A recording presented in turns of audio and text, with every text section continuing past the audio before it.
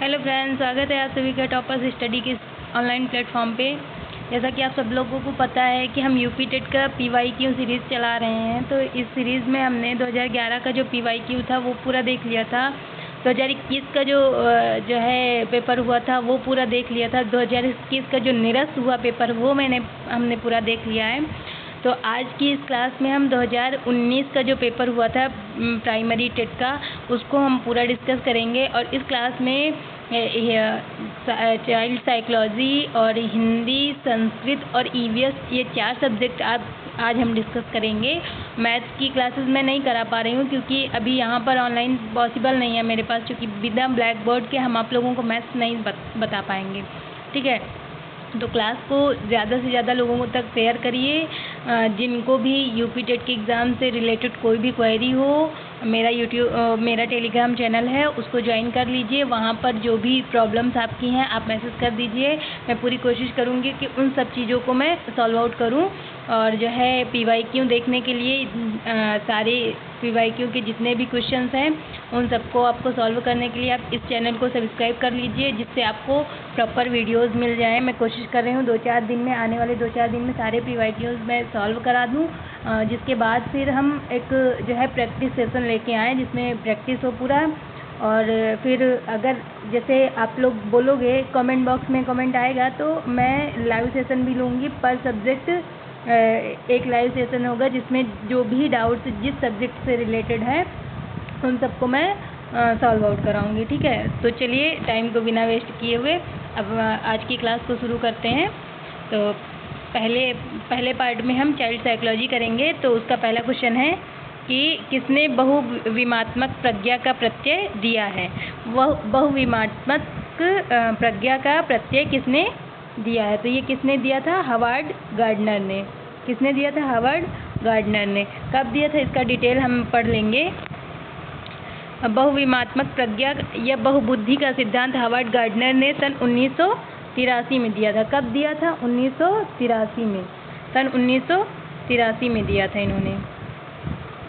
ठीक है, और गार्डनर के अनुसार बुद्धि का स्वरूप एकाकी न होकर बहुप्रकारीय होता है। इन्होंने 8 प्रकार की बुद्धि बताई है जो निम्नवत हैं। कितने प्रकार की बुद्धि? 8 प्रकार की। कौन कौन सी? वैयक्तिक स्तर पर, वैयक्तिक पर बुद्धि, संगीत बुद्धि, शरीर गतिकी बुद्धि, स्थानिक बुद्धि, तार्किक गणितीय बुद्धि, भाषाई बुद्धि और प्राकृतिक बुद्धि। ठीक है, ये 8 प्रकार की बुद्धि हावर्ड गार्डनर ने बताई है। नेक्स्ट क्वेश्चन पे चलते हैं। डिसलेक्सिया में यह करने में कठिनाई होती है। डिसलेक्सिया किससे संबंधित है? तो डिसलेक्सिया पढ़ने में से संबंधित है। ठीक है, तो इसमें क्या क्या मतलब लक्षण होते हैं? वर्णमाला अधिगम में कठिनाई, अक्षरों की ध्वनियों में कठिनाई, पढ़ते समय स्वर वर्णों का लोप हो जाना, और जो समान उच्चारण वाली ध्वनियों को ना पहचान पाना, शब्दों को उल्टा या अक्षरों का क्रम इधर उधर कर पढ़ना। ठीक है, ये हो गया डिसलेक्सिया। डिस्ग्राफिया होता है लेखन विकार, और डिसकैलकुलिया होता है गणितीय विकार। ये 3 विकार बहुत इंपॉर्टेंट है, इनसे रिलेटेड क्वेश्चंस एग्जाम्स में देखे जाते हैं। ठीक है, तो इनको खूब अच्छे से आप लोग ध्यान से पढ़िएगा। ये आपको 1 नंबर दिला सकते हैं आराम से, और ज़्यादा आपको मेहनत भी करनी नहीं पड़ेगी। आपको ये पता है कि डिसलेक्सिया का मतलब पठन विकार होता है, यानी पढ़ने में कठिनाई होती है। डिस्ग्राफिया का मतलब लिखने में कठिनाई होती है। डिसकैलकुलिया का मतलब गणित के सवालों में कठिनाई आ रही है। तो इससे आपको 1 नंबर मिल जाएगा। ठीक है, नेक्स्ट क्वेश्चन। निम्न में से क्या समावेशी कक्षा में शिक्षक की भूमिका नहीं है? समावेशी कक्षा पहली बात तो होती क्या है? समावेशी कक्षा होती है जहाँ पर सामान्य बच्चों के साथ साथ विशेष बच्चों को भी शामिल किया जाता है। विशेष बच्चे इन द सेंस उसमें प्रतिभाशाली बच्चे भी हो सकते हैं, श्रवण बाधित बच्चे भी हो सकते हैं, दृष्टि बाधित बच्चे भी हो सकते हैं। मतलब जो नॉर्मल चाइल्ड्स हैं और जो स्पेशल चाइल्ड हैं उनको साथ में हम बैठा के एक ही जगह पे उनका एजुकेशन कराया जाए तो उसको हम क्या कहेंगे? समावेशी कक्षा कहेंगे। ठीक है, तो समावेशी कक्षा में शिक्षक की क्या भूमिका नहीं है ये आपको बताना है। तो इसमें देखिए चारों ऑप्शन आप पढ़िए। बच्चों की आवश्यकता के अनुरूप बैठने की पर्याप्त व्यवस्था करनी चाहिए, तो ये तो शिक्षक की भूमिका होती है। शिक्षक को निःशक्त बच्चों पर ध्यान नहीं देना चाहिए। तो ऐसा तो होगा नहीं, क्योंकि आप टीचर हो तो आप पूरी क्लास पे ध्यान दोगे। ऐसा तो नहीं है ना कि जो ज़्यादा तेज स्टूडेंट है आप सिर्फ उसी को ध्यान दोगे, उसी को पढ़ा के चले जाओगे। आप आए हो क्लास में तो सभी बच्चों के लिए आए हो ना, किसी एक को पढ़ाने के लिए नहीं आए हो कि पर्सनल ट्यूटर हो आप, टीचर हो आप, ठीक है। तो इसका सही आंसर क्या होगा? इसका सही आंसर होगा शिक्षक को निःशक्त बच्चों पर ध्यान नहीं देना चाहिए। बाकी भी ऑप्शन पढ़ लीजिए, क्योंकि सीडीपी के क्वेश्चन आप बिना चारों ऑप्शन पढ़े नहीं सॉल्व कर सकते हो, आपको चारों ऑप्शन पढ़ने ही पड़ेंगे उसमें। ये इसकी जो है ये समझ लीजिए कि इसकी इम्पॉर्टेंट शर्त यही है कि आप जब तक चारों ऑप्शन नहीं पढ़ोगे आप सही आंसर तक तो नहीं पहुँच सकते हो, क्योंकि जो आपका ये पार्ट होता है, सीडीपी का पार्ट होता है, वो आपको समझ के चारों ऑप्शन पढ़ोगे तभी आप आंसर तक पहुंच पाओगे। तो बाकी के 2 ऑप्शन भी हम देख ले रहे हैं। क्या कह रहा है? शिक्षक को बच्चों को प्रोत्साहित करना चाहिए, बिल्कुल करना चाहिए। अगला ऑप्शन क्या है? शिक्षक को सीखने में अक्षम को अतिरिक्त समय देना चाहिए। जो बच्चे धीरे से मतलब धीरे धीरे सीख रहे हैं उनको एक्स्ट्रा टाइम देना चाहिए शिक्षक को, ताकि वो सीख सके, उनके मन में ये ना आए कि अरे हम जल्दी नहीं कर पाए हैं और जो है इसीलिए हम पीछे रह जा रहे हैं। पीछे आपको किसी को नहीं छोड़ना है, धीरे धीरे करके जो बच्चा तेज सीख रहा है उसके बराबर धीरे धीरे करके कमज़ोर बच्चों को भी लाना है, ठीक है। नेक्स्ट क्वेश्चन पे चलते हैं। कक्षा में छात्रों को प्रश्न पूछने के लिए, तो इसके चारों ऑप्शन हम देख ले रहे हैं। हतोत्साहित करना चाहिए, प्रेरित करना चाहिए, रोक देना चाहिए, अनुमति नहीं देनी चाहिए। तो बच्चों को क्वेश्चंस करने के लिए प्रेरित करना चाहिए। बच्चा क्वेश्चन पूछ रहा है, इसका मतलब आपकी क्लास सार्थक है। अगर बच्चा निष्क्रिय रूप से सीख रहा है, निष्क्रिय शांत है, उसको किसी चीज़ से कोई लेना देना नहीं, आपने जितना पढ़ा दिया वो रट के चला आया, तो ये आपकी कक्षा एक अच्छी कक्षा का उदाहरण नहीं है। बच्चा क्वेश्चन पूछ रहा है, इसका मतलब टीचर कुछ इंटरेस्टिंग बता रहा है, तभी बच्चे को चीज़ें समझ में आ रही है और बार बार वो क्वेश्चन कर रहा है। तो उस क्वेश्चन को करने से हमको रोकना नहीं है बच्चे को। उस क्वेश्चन को अगर बच्चा कर रहा है तो उसको आपको उसका आंसर देना है। नेक्स्ट क्वेश्चन पे चलते हैं। बच्चे की वृद्धि मुख्यतः संबंधित है। बच्चे की वृद्धि किससे संबंधित है? शारीरिक विकास से संबंधित है। वृद्धि शारीरिक विकास से संबंधित है। मानव विकास का प्रारंभ होता है। मानव विकास का प्रारंभ कब से होता है? गर्भावस्था से, ठीक है। कहते हैं कि वूम्ब से टूम्ब चलता है मानव का विकास। तो ये क्रमिक रूप से चलता है। शैशवावस्था ऐसा तो नहीं है ना कि पहले बाल्यावस्था आ जाए, फिर जो है किशोरावस्था आ जाए, फिर शैशवावस्था है, नहीं। पहले शैशवावस्था आएगी, फिर बाल्यावस्था आएगी, किशोरावस्था आएगी, प्रौढ़ावस्था आएगी, ठीक है। तो ये क्रमिक विकास एक क्रमिक प्रक्रिया। ऐसे क्वेश्चन पूछे जाते हैं, कई बार पूछे जाते हैं। हो सकता है इसी पेपर में पूछा गया हो कि विकास एक क्रमिक प्रक्रिया है, ठीक है। निरंतरता का सिद्धांत भी विकास में होता है। Next question, the conditions of learning. The conditions of learning पुस्तक की किसकी है? तो आर.एम. गैने की है। आर.एम. गैने ने 8 स्तर बताए हैं सीखने के, ठीक है, जिनसे 3 स्तर यूपी सुपर टेट का जो एग्ज़ाम हुआ था 69,000 भर्ती का, उसमें पूछा गया था। ये और भी कुछ बुक्स दी हुई हैं। आर.एम. गैने की the conditions of learning. Thorndike की पुस्तक क्या है? Animal intelligence, the psychology of arithmetic, ठीक है, ये थर्नडाइक की पुस्तक है। B.F. स्किनर की पुस्तक क्या है? The selection of behaviour. क्या है? The selection of behaviour. I.P. Pavlov की है कंडीशंस रिफ्लेक्सेस और कौन सी है? Lectures of conditions. ये किसकी पुस्तक है? ये है पावलोव की। किशोरावस्था बड़े संघर्ष, तनाव, हमला व विरोध की अवस्था है। यह कथन किसका है? यह कथन है किसका? स्टैनले हॉल का। किसका है? ये स्टैनले हॉल का कथन है, ठीक है। इससे रिलेटेड ये कई बार पूछा गया है, मेनली बहुत ज़्यादा रिपीटेड क्वेश्चन है। नेक्स्ट क्वेश्चन पे चलते हैं हम। सूक्ष्म शिक्षण के भारतीय प्रतिमान में कुल कितना समय लगता है? तो कितना समय लगता है? 36 मिनट का सूक्ष्म शिक्षण होता है। ये देखिए सारा दिया हुआ है। 6 चरण होते हैं, प्रत्येक चरण के लिए 6 मिनट निर्धारित किए गए हैं और जो है टोटल कितने हो जाते हैं? 36 मिनट का सूक्ष्म शिक्षण होता है, ठीक है। सीखने का पठार सीखने की प्रक्रिया की मुख्य अभिलक्षण है जो उस परिस्थिति को प्रकट करते हैं जिसमें सीखने की प्रक्रिया में कोई उन्नति नहीं होती है। यह कथन किसका है?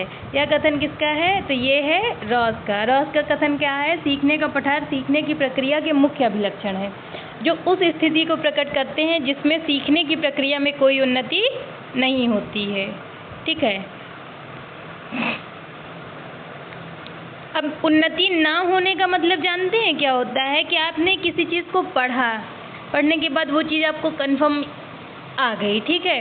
आप लगातार आपने एक टारगेट बनाया कि हाँ हमको इस दिन ये पढ़ना, इस दिन ये पढ़ना, इस दिन ये पढ़ना, तो आपका स्तर बढ़ रहा है। आज आपने एक लेसन पढ़ा, कल आप दूसरा लेसन पढ़ेंगे, परसों आप तीसरा लेसन पढ़ेंगे, लेकिन किसी कारणवश आप जो है तीसरे लेसन के बाद एक दिन का आपका गैप हो गया, उस दिन आपने कुछ नहीं पढ़ा, कुछ नहीं सीखा। तो वो जो जिस दिन आपने कुछ नहीं सीखा उस दिन को हम आपका क्या कहेंगे? अधिगम का पठार कहेंगे, क्योंकि आपके सीखने में उस दिन कोई भी प्रगति नहीं हुई है। ठीक है। नेक्स्ट क्वेश्चन पे चलते हैं। यदि शिक्षक कक्षा में एक छात्र को समस्यात्मक बालक के रूप में पाता है तो उसे क्या करना चाहिए? क्या करना चाहिए? बच्चे को परामर्श देनी चाहिए। ठीक है। ऐसा नहीं है कि बच्चे को मारना चाहिए। पाठ्य सहगामी क्रियाएं मुख्यतः किससे संबंधित है? पाठ्य सहगामी क्रियाएं छात्र के सर्वांगीण विकास से संबंधित है, क्योंकि जो है किताबी कीड़ा बच्चे को नहीं बनवाना है, उसको बाहर की दुनिया से भी वाकिफ कराना है, पेड़ लगवाने हैं और जो है खेल करवाना है उनको। ठीक है। कई तरीके के जो खेल होते हैं जिनमें सृजनात्मकता भी डेवलप्ड होती है, उनका मानसिक विकास होता है, शारीरिक विकास होता है। तो ये सारी चीज़ें मतलब जो है करवाई जाती हैं। पढ़ाई के साथ साथ इसको क्या कहते हैं? शैक्षिक और सहशैक्षिक क्रियाएं। शिक्षा के साथ साथ आपको और भी चीज़ें करवानी जिससे बच्चे का सर्वांगीण विकास हो सके। नेक्स्ट क्वेश्चन पे चलते हैं। निम्नलिखित में से किसने अधिगम सिद्धांत का प्रतिपादन नहीं किया है? किसने अधिगम सिद्धांत का प्रतिपादन नहीं किया है? ब्लूम ने टैक्सोनॉमी दी थी जिसमें जो है 3 तरीके के वो बताए थे। कौन कौन से? संज्ञानात्मक पक्ष, भावात्मक पक्ष और मनोगत्यात्मक पक्ष। ठीक है। नेक्स्ट क्वेश्चन पे चलते हैं। शिक्षा में अवरोध का तात्पर्य क्या है? शिक्षा में अवरोध का तात्पर्य क्या है? किसी बालक का 1 वर्ष से अधिक समय तक एक ही कक्षा में रहना। ठीक है। 1 साल से ज़्यादा आप किसी एक ही क्लास में रहोगे तो उसको क्या माना जाएगा? शिक्षा में अवरोध। निम्न में से किस कौशल में पूर्व ज्ञान का परीक्षण आता है? पूर्व ज्ञान का परीक्षण आता है तो प्रस्तावना कौशल में। प्रस्तावना कौशल में आप पहले जानेंगे कि बच्चों को कितना आता है और कहाँ से हमको स्टार्ट करना है। ठीक है। ये आया मिलान करने के लिए, ये देखिए मिलान करने के लिए आया है, तो इसका सही आंसर क्या होगा? एनिमल इंटेलिजेंस किसकी पुस्तक है? अभी ऊपर मैंने बताया थॉर्नडाइक की पुस्तक है। ठीक है। पुनर्बलन की अनुसूची किसने दी है? ये दी है स्किनर ने। ठीक है। उसके बाद सारगर्भिता का नियम किसने दिया है? गेस्टाल्ट ने दिया है। ठीक है। उसके बाद अनुकूलन का सिद्धांत किसने दिया है? पियाजे ने दिया है। तो इसका सही आंसर क्या हो जाएगा? 3, 4, 1 और 2। अगला क्वेश्चन है, विकास कभी न समाप्त होने वाली प्रक्रिया है। यह कथन किस सिद्धांत से संबंधित है? विकास कभी न समाप्त होने वाली प्रक्रिया है, तो ये है निरंतरता का सिद्धांत। अभी मैंने ऊपर ही बताया था, तो इसमें ज़्यादा टाइम नहीं लेंगे। संविधान के किस संशोधन से शिक्षा एक मौलिक अधिकार बन गई है? कौन से संशोधन से? 86वें संविधान संशोधन 2002 से। कौन सा अनुच्छेद जोड़ा गया? 21A। अभिप्रेरणा की मूल प्रवृत्ति के सिद्धांत का प्रतिपादक कौन है? ये कौन है? मैकडूगल। अभिप्रेरणा की मूल प्रवृत्ति के सिद्धांत का प्रतिपादक कौन है? मैकडूगल। विकास की किस अवस्था को कोल तथा ब्रूम ने संवेगात्मक विकास का अनोखा काल कहा है? किसको कहा है?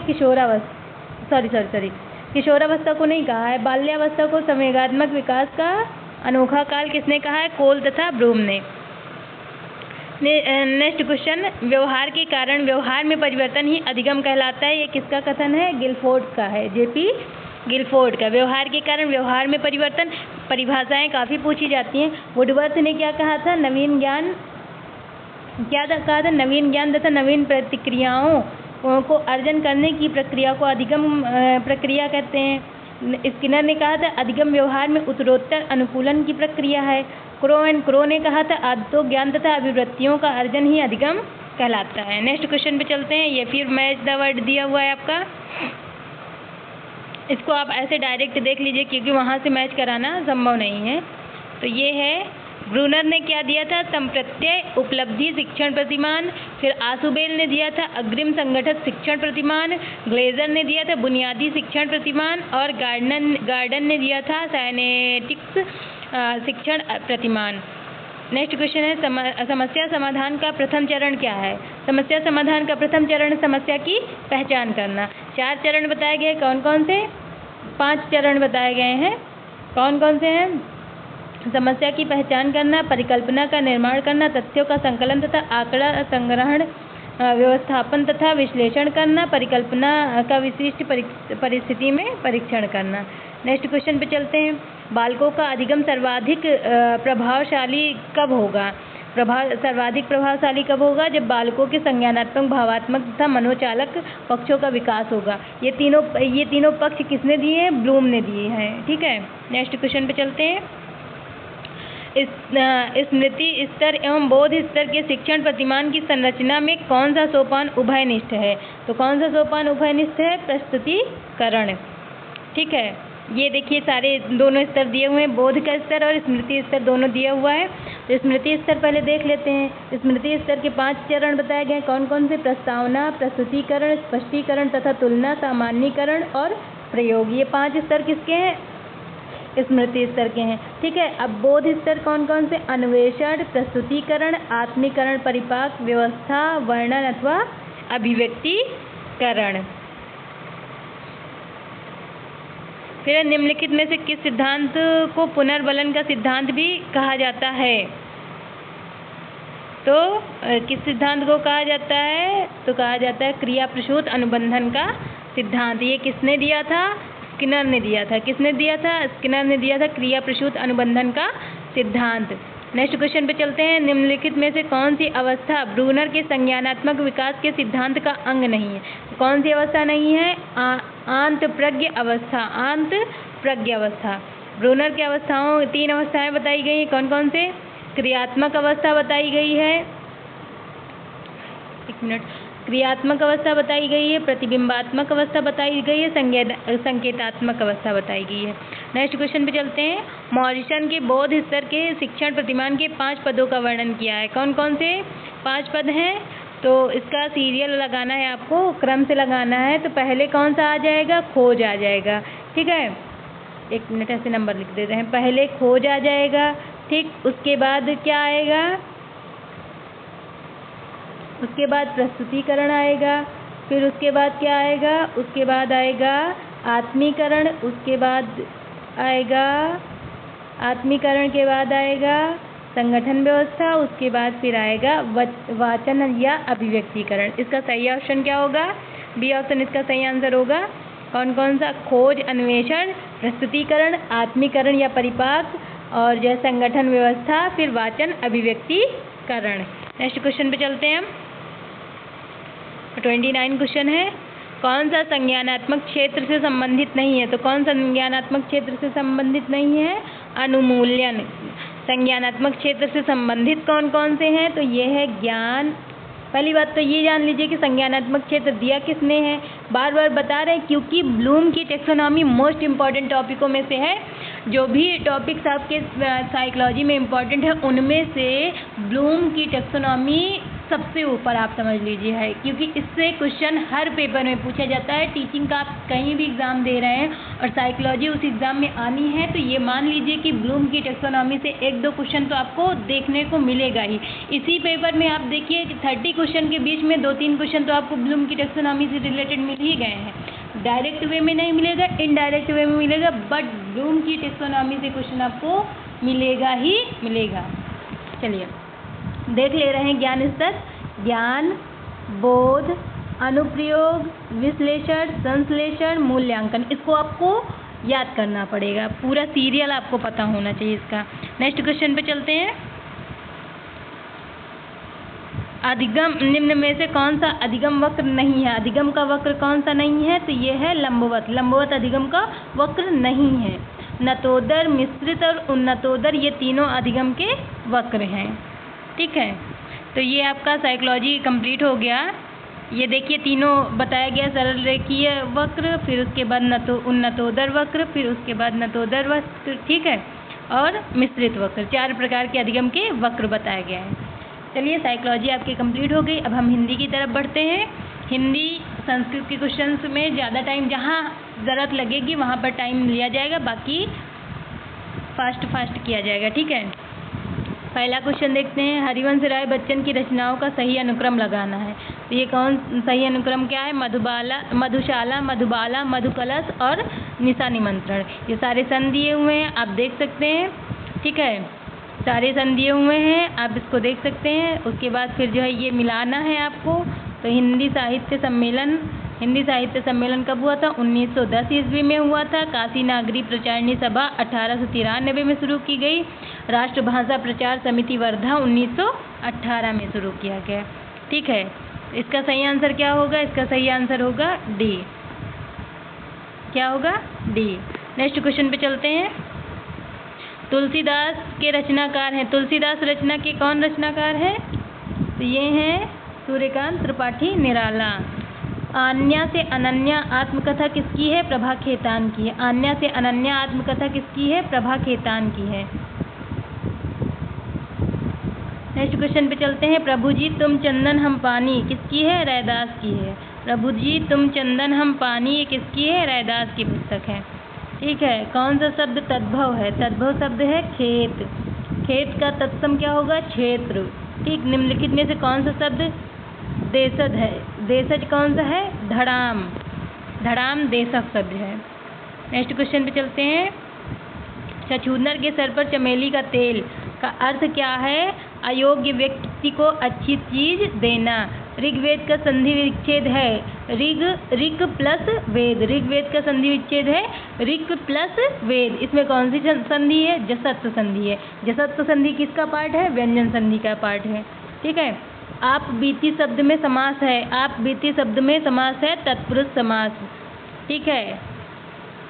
अपने पर में पर अधिकरण तत्पुरुष है, ठीक है।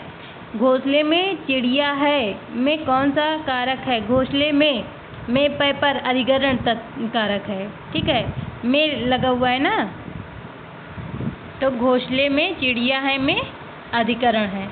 उसके बाद ये आपका गद्यांश दिया हुआ है। 2 क्वेश्चन आपके गद्यांश से रिलेटेड हैं। फिर उसके बाद नेक्स्ट क्वेश्चन पे चलते हैं। कनुप्रिया के रचनाकार। कनुप्रिया के रचनाकार हैं धर्मवीर भारती। नेक्स्ट क्वेश्चन पे चलते हैं। प्लुत स्वर कौन सा है? प्लुत स्वर कौन सा है? तो ये ओम वाला प्लुत स्वर है। प्रयोजन का समानार्थी शब्द नहीं है। प्रयोजन का समानार्थी शब्द नहीं है नियोजन। बाकी हेतु, लक्ष्य और उद्देश्य प्रयोजन का समानार्थी शब्द है। ऋजु का विलोम शब्द है। ऋजु का विलोम शब्द कौन सा है? वक्र। ऋजु का वक्र। निम्नलिखित विकल्पों में से किस विकल्प में विश्लेषण का निर्देश अशुद्ध है? तो कौन सा अशुद्ध है? वह नौकर कोई विशेषण नहीं है, ठीक है, अशुद्ध निर्देश है। आप भला तो जग भला में सर्वनाम के किस भेद का बोध होता है? तो निजवाचक सर्वनाम। सर्वनाम कितने प्रकार के होते हैं? 6 प्रकार के होते हैं। कितने सर्वनाम होते हैं? टोटल 11 सर्वनाम होते हैं। Next question. कौन सा शब्द पुल्लिंग है? कौन सा शब्द पुल्लिंग है? तो ये इसका जो है आंसर संतान माना गया था, लेकिन इसके सबको कॉमन मार्क्स दिए गए हैं, ठीक है। दूसरा गद्यांश आपको दो नंबर के मतलब 2 क्वेश्चन है गद्यांश के 51 और 52। उसके बाद फिर जो है अगला क्वेश्चन देखते हैं। उच्चारण स्थान की दृष्टि से कौन सा विकल्प शुद्ध है? तो कौन सा विकल्प शुद्ध है? सादंती है, ठीक है, सादंती है। ये तालव्य होगा और ये होगा, सॉरी, ये मूर्धन्य होगा और ये होगा तालव्य। ये उल्टा लिखा हुआ है। Next question. कौन सा अशुद्ध है? कौन सा शब्द अशुद्ध है? 2 महाप्राण व्यंजनों का उच्चारण एक साथ हो सकता है? नहीं हो सकता है। आप करके देख लीजिएगा। मेरे लड़के ने मेरी आज्ञा का पालन नहीं किया। वाक्य में लड़के कौन सा विकल्प अशुद्ध है?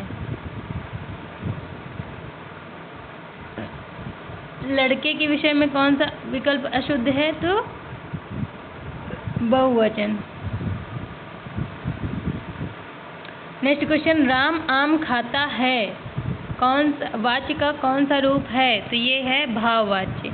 नेक्स्ट क्वेश्चन, रहीमन पानी राखिए, बिन पानी सब सून, पानी गए न उबरे, मोती मानुष चून। इसमें कौन सा अलंकार है? ये है श्लेष अलंकार। निम्नलिखित में से कौन सा शब्द शुद्ध है? शुद्ध है अंगना। बाकी चंदन, आँख और अंक ये सब अशुद्ध हैं। देख लीजिएगा शुद्ध कैसे लिखा जाता है। चांद का चांद ऐसे लिखा जाता है, उसके बाद आँख का आँख ऐसे लिखा जाता है, अंक को अंक ऐसे लिखा जाता है। निम्नलिखित में से किस शब्द की वर्तनी सही है? किस शब्द की वर्तनी सही है? सन्निधि। उपचारात्मक शिक्षण की सफलता निर्भर करती है, किस पर निर्भर करती है? समस्याओं के कारणों की सही पहचान पर। नेक्स्ट क्वेश्चन पे चलते हैं। अब हमारा लैंग्वेज 2 आ जाएगा, संस्कृत। इंग्लिश में नहीं सॉल्व करा रही हूँ क्योंकि इंग्लिश मेरा सब्जेक्ट नहीं रहा है।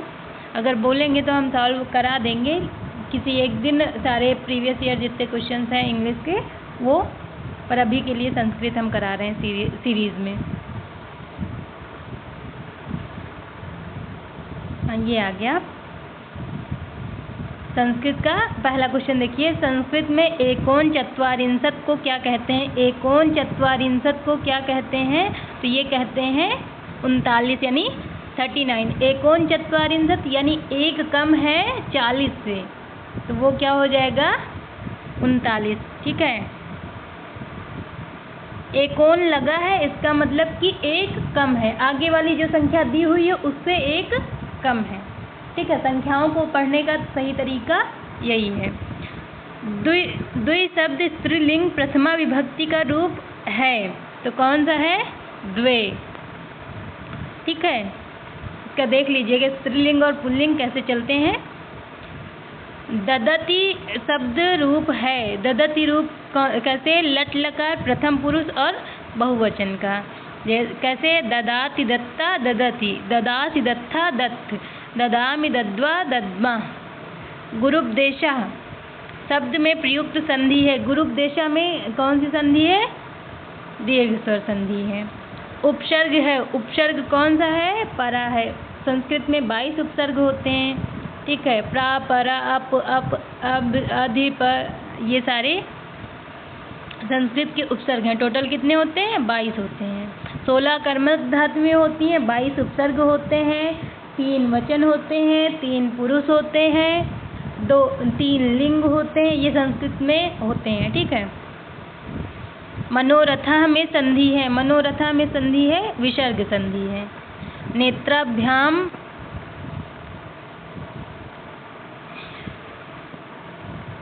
नेत्राभ्याम अश्रुणी पतंती, इसमें कौन सा विभक्ति होगी? तो होगी पंचमी विभक्ति। नेक्स्ट क्वेश्चन, अशनि शब्द है, अशनि शब्द है तो ये है स्त्रीलिंग और पुल्लिंग दोनों।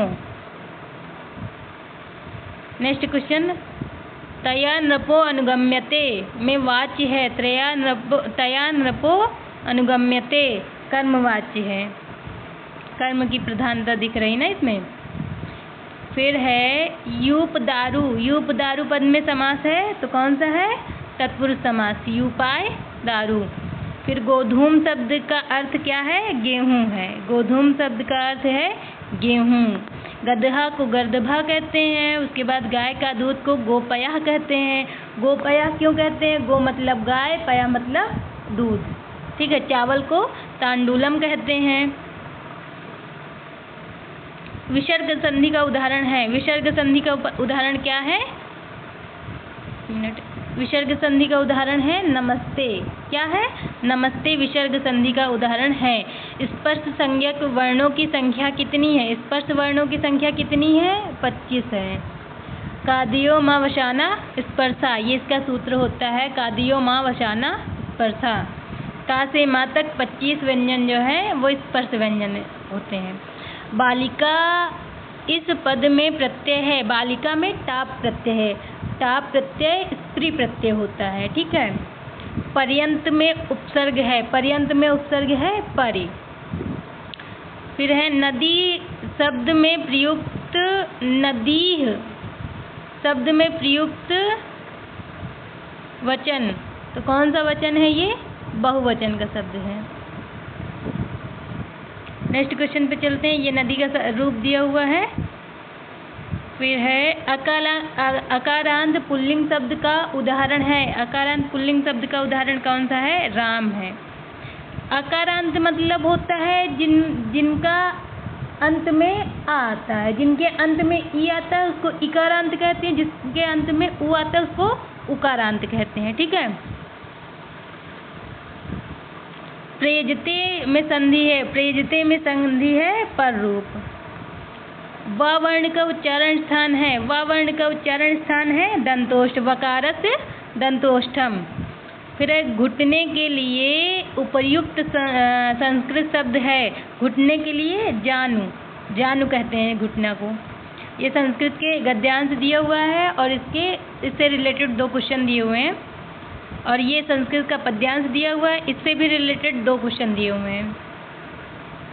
नेक्स्ट क्वेश्चन, भू धातु का लोट लकार मध्यम पुरुष एक वचन होगा तो कौन सा होगा? भव होगा। ठीक है। भवतु भवताम भवन्तु भव भवतम भवत भवानी भवाओ भवाम। ठीक है। सर्वनाम शब्द है। सर्वनाम शब्द क्या है? सर्व सर्वनाम है। कुंजर का अर्थ है, कुंजर किसको कहते हैं? हाथी को कहते हैं। मातृ शब्द का तृतीय विभक्ति एक वचन में रूप होगा। मातृ शब्द का तृतीय विभक्ति एक वचन में रूप होगा मात्रा।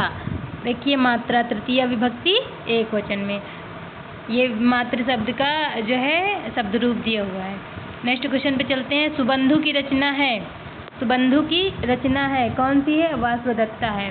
तो रचना और रचनाकार से रिलेटेड भी क्वेश्चन पूछे जाते हैं संस्कृत में। हिंदी में जैसे पूछे जाते हैं वैसे ही संस्कृत में भी पूछे जाते हैं। तो ये 2-4 रचनाएं, 2-4 रचनाकार अगर आप लोगों को इम्पॉर्टेंट लगे तो बताइएगा, तो हम उसका भी जो है एक वीडियो बना के डाल देंगे। आप लोग देख लीजिएगा जाने से पहले, एग्ज़ाम देने जाने से पहले। संस्कृत का लास्ट क्वेश्चन कौन सा है? निम्नलिखित में से कौन सा स्वर है? कौन सा स्वर है? तो ये है लृ। ठीक है, ये स्वर है और ये संस्कृत में ही होता है। हिंदी में इसकी कहीं भी जो है इसका उल्लेख नहीं किया गया है हिंदी वर्णमाला में। चलिए संस्कृत के क्वेश्चन खत्म हो गए। हम चलते हैं अब ईवीएस की तरफ। ईवीएस के 30 क्वेश्चन भी हम कर लेंगे। तो आज हम टोटल 120 क्वेश्चन डिस्कस करेंगे। ये मैथ्स के सारे क्वेश्चंस हैं, इनको मैं नहीं करा रही हूँ क्योंकि बिना बोर्ड के मैं समझा पाना मुश्किल है। चलिए ये क्वेश्चन मैं इतना क्वेश्चन आपको करवा दूंगी कि आप अगर आपने कुछ नहीं पढ़ा है यूपी टेट से रिलेटेड तो ये प्रीवियस ईयर देख के आपके इतने मार्क्स आ जाएंगे कि आप यूपी टेट पास हो जाओगे। अभी तो सबसे ज़्यादा मुसीबत उन लोगों के ऊपर है ना कि जिनकी नौकरी दांव पे लगी हुई है, जो जॉब ऑलरेडी कर रहे हैं और गवर्नमेंट के नियम की वजह से जो है उनको टेट पास करना कंपलसरी कर दिया गया है। तो ये वीडियो अगर वो लोग देखेंगे तो उनको काफ़ी हेल्प मिल जाएगी। ठीक है। और कमेंट बॉक्स में अगर कमेंट कर देंगे उनको कहाँ प्रॉब्लम आ रही है, किस सब्जेक्ट में प्रॉब्लम आ रही है, तो मैं पूरी कोशिश करूँगी कि उस सब्जेक्ट से रिलेटेड जितनी भी उनकी प्रॉब्लम्स है उनको मैं सॉल्व आउट कर दूँ। चलिए ईवीएस का पहला क्वेश्चन है 1853 में भारत की पहली यात्री ट्रेन कहाँ से कहाँ तक चली? तो ये चली थी बम्बई से ठाणे, डलहौजी के टाइम में चली थी। एशिया का सबसे बड़ा पशु मेला कहाँ पर आयोजित किया जाता है? तो ये किया जाता है सोनपुर बिहार में। राष्ट्रीय एकता परिषद की स्थापना कब की गई थी? 1961 में। नेक्स्ट क्वेश्चन, समता का अधिकार का उल्लेख कहाँ किस अनुच्छेद में मिलता है? तो 14 से 18 तक में मिलता है। ये दिया हुआ है। समानता का अधिकार 14 से 18, स्वतंत्रता का अधिकार 19 से 22, शोषण के विरुद्ध अधिकार 23-24, धार्मिक स्वतंत्रता का अधिकार 25-28, सांस्कृतिक व शिक्षा का अधिकार 29-30, संवैधानिक उपचारों का अधिकार 32।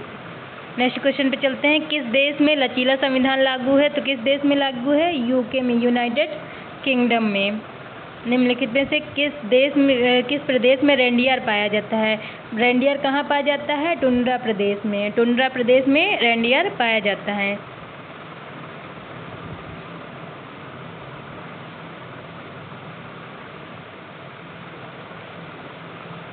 कौन सा शीतोष्ण घास का प्रदेश नहीं है? तो ये है कंपास। कम्पास शीतोष्ण घास का मैदान नहीं है। ये कुछ घास के मैदान ये दिए गए हैं, उष्णकटिबंधीय और शीतोष्ण कटिबंधीय। पूर्वी अफ्रीका में सवाना पाया जाता है, ब्राज़ील में कम्पास पाया जाता है, वेनेजुएला में लानोस पाया जाता है। अब शीतोष्ण कटिबंधीय घास के मैदान देख लेते हैं। अर्जेंटीना में पम्पास पाया जाता है, उत्तरी अमेरिका में प्रेयरी पाया जाता है, दक्षिणी अमेरिका में वेल्ड पाया जाता है, मध्य एशिया में स्टेपीज पाया जाता है और ऑस्ट्रेलिया में डाउन्स पाया जाता है। जनसंख्या के आकार के अनुसार बृहत्तम महाद्वीप कौन सा है? बृहत्तम महाद्वीप है एशिया महाद्वीप। नेक्स्ट क्वेश्चन पे चलते हैं। भारत में थारू जनजाति कहाँ निवास करती है? थारू जनजाति उत्तर प्रदेश के तराई क्षेत्र में निवास करती है। कहाँ निवास करती है? उत्तर प्रदेश के तराई क्षेत्र में निवास करती है और उत्तराखंड में ही भी निवास करती है। क्यों? क्योंकि उत्तर प्रदेश का तराई क्षेत्र और उत्तराखंड का जो है क्षेत्र वो एक दूसरे से सटा हुआ है। ठीक है, नेक्स्ट क्वेश्चन पे चलते हैं। भिलाई इस्पात संयंत्र स्थित है। भिलाई इस्पात संयंत्र कहाँ पर स्थित है? ये स्थित है छत्तीसगढ़ में। कहाँ स्थित है? छत्तीसगढ़ में। नेक्स्ट क्वेश्चन, भारत में महिलाओं के लिए आरक्षण की व्यवस्था कहाँ की गई है? आरक्षण की व्यवस्था कहाँ की गई है? पंचायती राज व्यवस्था में, पंचायती राज संस्थाओं में। नेक्स्ट क्वेश्चन, किसी राज्य के राज्यपाल की नियुक्ति के लिए कम से कम क्या उम्र होनी चाहिए? उसकी उम्र 35 ईयर होनी चाहिए। नेक्स्ट क्वेश्चन, भारतीय संघ का प्रधान प्रधानमंत्री होता है, राज्य का राज्यपाल होता है, नगर निगम मेयर होता है, ग्राम पंचायत सरपंच होता है। अनुच्छेद 356 का प्रथम बार प्रयोग कहाँ पर किया गया था? 1959 ईस्वी में केरल में किया गया था। नगर निगम द्वारा कौन सा कर लगाया जाता है? तो नगर निगम द्वारा सारे कर, गृह कर, चुंगी कर और मनोरंजन कर लगाया जाता है। संसार का सर्वाधिक समस्याकारी जलीय खरपतवार जिसे बंगाल का आतंक भी कहा जाता है, इसका नाम क्या है? एकोर्निया क्रॉर्पिस्कस या जलकुंभी। जलकुंभी सब जानते होंगे। वायरस के अजैविक होने के लक्षण क्या है? वायरस के अजैविक होने के लक्षण क्या है? इसको क्रिस्टल के रूप में परिवर्तित किया जा सकता है। ठीक है, फिर है पादप हार्मोन्स जो फलों को पकाने में सहायता करता है, इसको कहते हैं इथाइलिन। ठीक है, नेक्स्ट क्वेश्चन, स्वतंत्र रूप से भूमि में रहने वाला अवायवीय जीवाणु जिसमें नाइट्रोजन स्थिरीकरण की क्षमता होती है वह है तो क्लाइस्ट्रीडियम। नेक्स्ट क्वेश्चन, किस प्रकार का डीएनए कोशिका में सामान्य रूप में पाया जाता है? सामान्य रूप में कौन सा डीएनए? बी डीएनए पाया जाता है। निम्नलिखित में से कौन अचल जीव का उदाहरण है? अचल जीव का उदाहरण कौन है? यूप्लेक्टेला। फिर है प्रोटीन अणुओं की इकाई है। प्रोटीन अणुओं की इकाई कौन है? अमीनो अम्ल।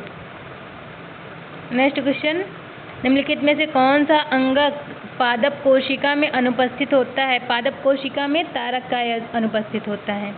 नेक्स्ट क्वेश्चन, मनुष्य के शरीर सबसे बड़ी ग्रंथि कौन सी है? सबसे बड़ी ग्रंथि है यकृत। उत्तर प्रदेश का राज्य पक्षी कौन सा है? तो ये है सारस क्रेन। कौन सा है? सारस क्रेन।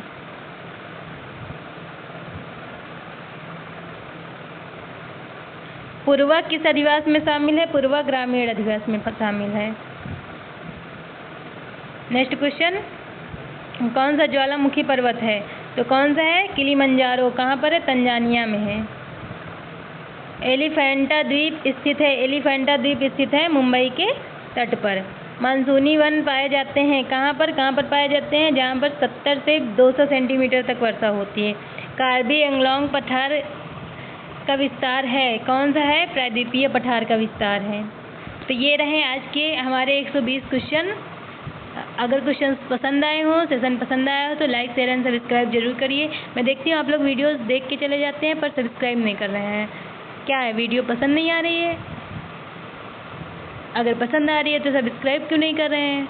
करिए सब्सक्राइब, जल्दी जल्दी आगे बढ़ाइए चैनल को। Thank you for watching.